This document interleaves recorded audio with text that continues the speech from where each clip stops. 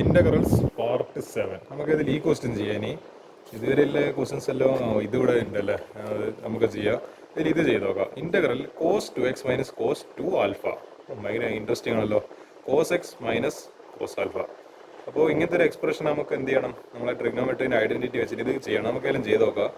I is equal to integral cos 2x minus cos 2 alpha d x divide by cos x minus cos alpha.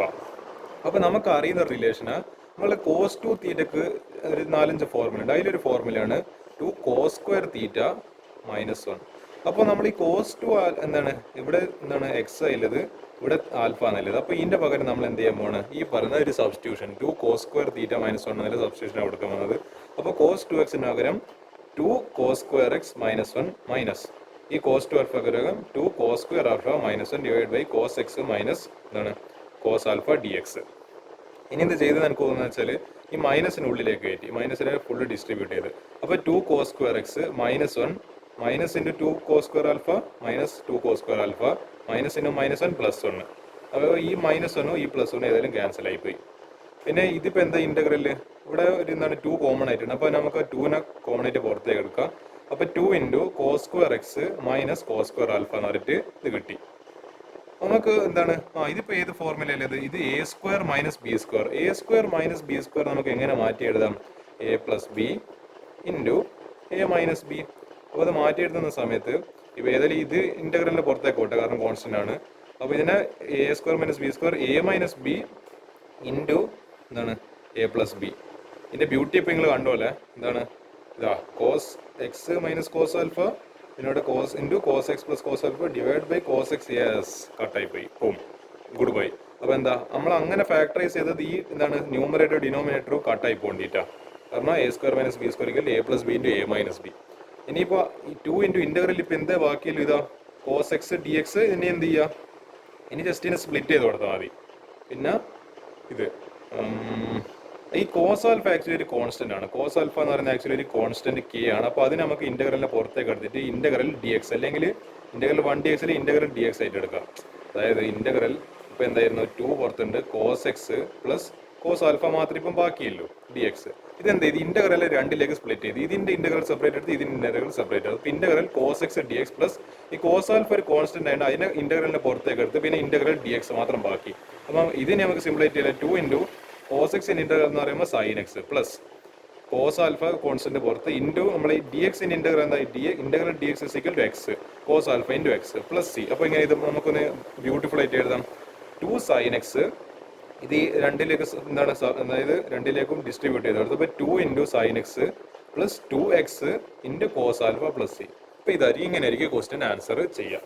ഇനി ഏതായാലും ഞാനിവിടെ ഒരു question ഞാൻ കണ്ടുവച്ചത് ഈ question കൂടി ചെയ്തിട്ട് നമുക്ക് ഈ പാർട്ട് അവസാനിപ്പിക്കാം. എന്നിട്ട് അടുത്ത പാർട്ടിൽ നമുക്ക് ഈ ക്വസ്റ്റ്യൻ ചെയ്യാം. അതായത് integral e raise to x into 1 plus x divide by cos square e raise to x into x d x. ഇത് എന്താ 4 ഓപ്ഷൻ തന്നിട്ട് നമുക്കെല്ലാം ചെയ്ത് നോക്കാം. കാണുമ്പോൾ ഭയങ്കര കോംപ്ലിക്കേറ്റഡ് ആയിട്ട് തോന്നുന്നുണ്ട്. എന്തെങ്കിലും ഇതിൽ കുറുക്കുവഴി ഉണ്ടാവും.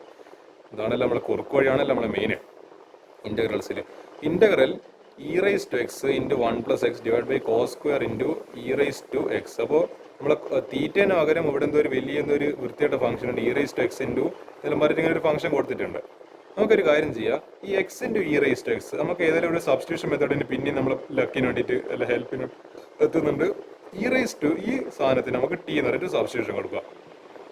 അപ്പോൾ ഇത് എന്താണ് ഇതിന് നമ്മൾ എന്താണ് ഡി ബൈ ഡെറിവേറ്റീവ് എടുക്കുന്ന സമയത്ത് ഇത് എന്താണ് ആക്ച്വലി എന്താണ് നമ്മളെ ഈ പറഞ്ഞ പ്രോഡക്റ്റ് റൂളാണ്.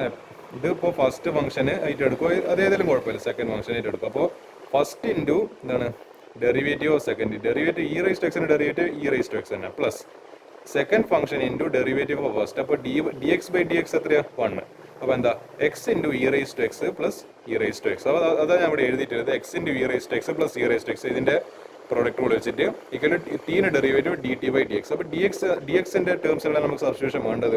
ഡി എക്സിനെ ഇങ്ങോട്ടേക്ക് എടുത്തോ ഇതിന് താഴെ പാതളത്തേക്ക് പറഞ്ഞേക്കാം. D x is equal to d t divide by ഇതൊന്ന് e raise to x common ആയിട്ട് പുറത്തേക്ക് എടുക്കും. അപ്പോൾ e raise to x into ഇവിടുന്ന് കോമൺ ആയിട്ട് പുറത്തെടുക്കുമ്പോൾ എക്സ് ബാക്കി, ഇവിടുന്ന് കോമൺ ആയിട്ട് എടുക്കുമ്പോൾ 1 ബാക്കി.